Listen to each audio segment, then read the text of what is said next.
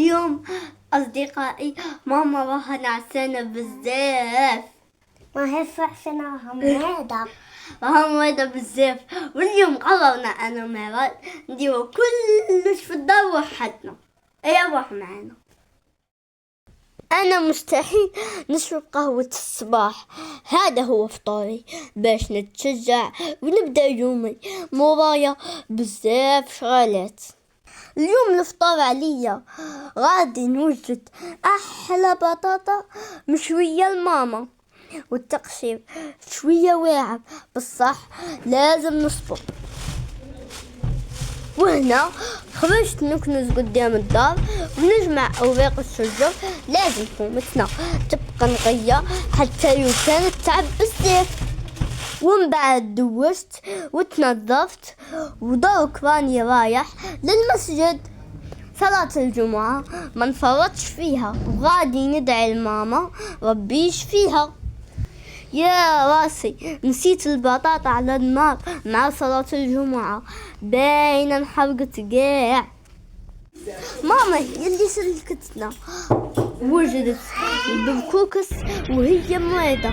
صح والله غير عرفت القيمة تاع الأم، مستحيل نقدر نخدموا خدمتها. ربي يحفظك لينا يا أغلى أم. بابا بغى يكافئنا وخرجنا نلعبوا. شوفوا هاد الحمام ما شاء الله، رانا نوكلوا فيه ونستمتعوا بالوقت.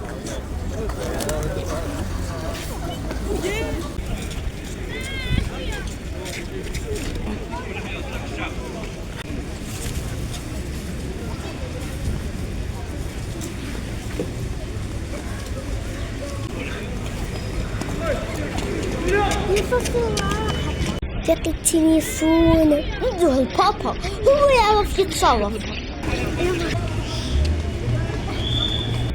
بابا صفت لقيت التليفون فنان. التليفون يعطيكم الصحة يا ولادي، هذه أمانة ولازم نردوها لمولاها. دوك نعيط مول التليفون ونردوه له. يعطيكم الصحة يا ولادي.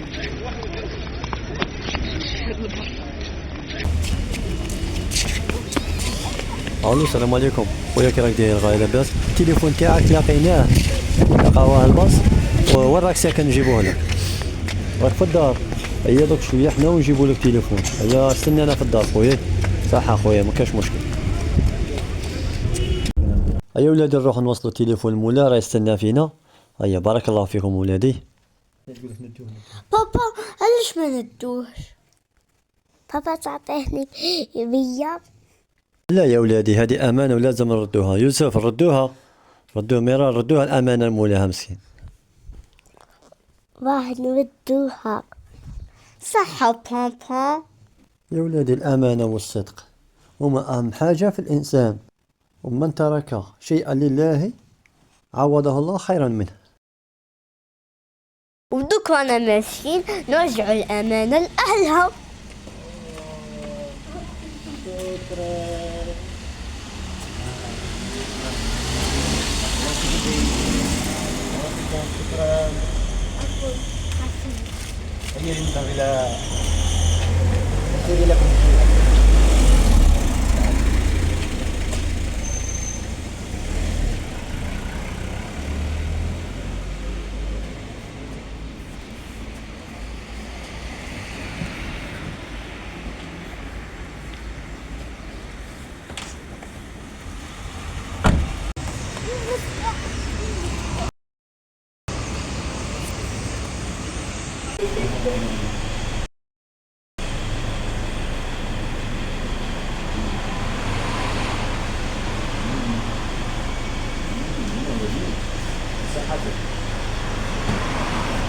عم فرح بينا بزاف ودانا ناكلو البيتزا، وفي الأخير عطانا حلوة. تعلمنا اليوم باللي الصدق والأمانة دايما يجيبوا السعادة.